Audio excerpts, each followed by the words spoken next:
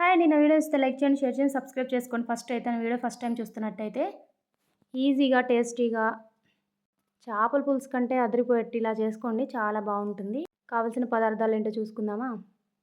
ఒక ఆనియను, ఉప్పు, కారం, మసాలా, పసుపు, జీలకర్ర, అల్లం, బెండకాయ ముక్కలు, కరివేపాకు కూడా తీసుకోండి. అన్నీ ఒక దగ్గర పెట్టుకొని చేసుకోండి. ఎందుకంటే తాలింపు ఇంపార్టెంట్. తాలింపు మాడకూడదు. ఇక స్టార్ట్ చేయండి. స్టవ్ ఆన్ చేసుకొని కడాయి పెట్టుకొని ఆయిల్ అయితే వేసుకొని ఫస్ట్ అయితే ఆయిల్ వేసుకున్న తర్వాత ఎండుమిర్చి వేసుకొని ఆనియన్స్ వేసుకోండి. ఆ తర్వాత అల్లం, జీలకర్ర, పసుపు వేసుకొని కొంచెం వేయించుకోండి. వేయించుకున్న తర్వాత కరివేపాకు వేసుకోండి. ఇవి మంచిగా వేగిన తర్వాతే బెండకాయ ముక్కలు అయితే వేసుకోవాలి. మంచిగా ఫ్రై అవ్వాలి, గోల్డెన్ కలర్లోకి రావాలి. ఆ తర్వాత బెండకాయ ముక్కలను వేసుకోవాలి. అయితే ఫస్ట్ మీకు చెప్పలేదు కదా, బెండకాయ ముక్కల్ని ఏం చేయాలంటే బెండకాయల్ని డైరెక్ట్గా కడగకూడదు. జిగురుగా వచ్చి పులుసు కూడా బాగోదు. ఫస్ట్ ఒక క్లాత్ తీసుకొని గట్టిగా తుడిచిన తర్వాత కడిగి వాష్ చేసుకొని ముక్కలు అయితే కట్ చేసుకొని తాలింపు వేసుకోవాలి. ఇప్పుడు గోల్డెన్ కలర్లోకి వచ్చాయి కదా, తర్వాత కరివేపాకు వేసుకొని కొంచెం ఫ్రై అయ్యాక ఒక 5 నిమిషాలు మూత పెట్టుకొని తీసేసేయండి. ఆ తర్వాత కరివేపాకు వేసుకున్న తర్వాత కరివేపాకు ఫ్రై అయిన తర్వాత బెండకాయ ముక్కల దగ్గరకు అయితే రావాలి. ఈజీగా ఇలా చిన్న చిన్న ట్రిక్సేనండి. మంచిగా ఫ్రై చేసుకోవాలి ఒకదాని తర్వాత ఒకటి.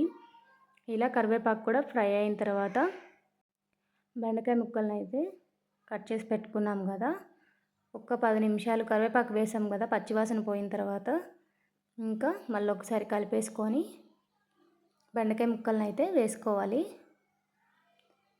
బెండకాయ ముక్కలు వేసేసుకున్న తర్వాత అవి కూడా కొద్దిసేపు కలిపేసి మొత్తం అవి పట్టిందాకా కలిపేసుకొని కొంచెం పైన సాల్ట్ అయితే చల్లేసుకోవాలి.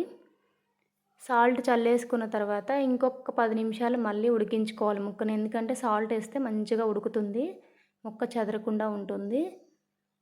అలా కలిపేసుకొని మరి ఒక 5 నిమిషాలు మూత పెట్టేస్తే ఆవిరికి మంచిగా ముక్క ఉడుకుతుంది. ఆ తర్వాత కొంచెం కారం వేసుకొని మరొక 5 నిమిషాలు ఉడికించుకోవాలి.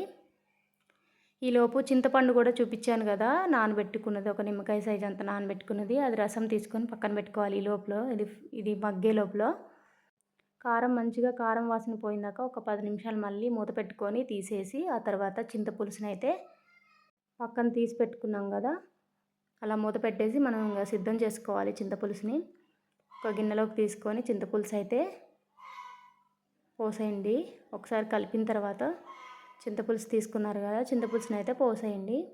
మీకు కావాలంటే ఇంకొక గ్లాస్ పోసుకోవచ్చు. పులుపు ఎక్కువ తిన్నోళ్ళు కూడా ఉంటారు కదా, దగ్గరకు అవుతుందిగా ఇంకొక రెండు కప్పులు తీసుకొని పోయండి. వాటర్ అయితే దగ్గరకు ఉడకాలి కాబట్టి సరిపోతుంది. నేనైతే 3 కప్పుల వరకు పోసుకున్నాను. ముక్క అయితే చెదరకుండా ఉడుకుతుంది ఖచ్చితంగా. మీరు కూడా ఇలా అయితే ట్రై చేయండి. అలా అయితే పోసాను నేను, ఎందుకంటే దగ్గరకు ఉడుకుతుంది ముక్క. మనం పులుపు ఎక్కువ వేసుకున్నా కానీ 2 గ్లాసులు వాటర్ పోసుకుంటే సరిపోతుంది. ముక్కలకు తగ్గట్టుగా తీసుకోండి వాటర్ అయితే.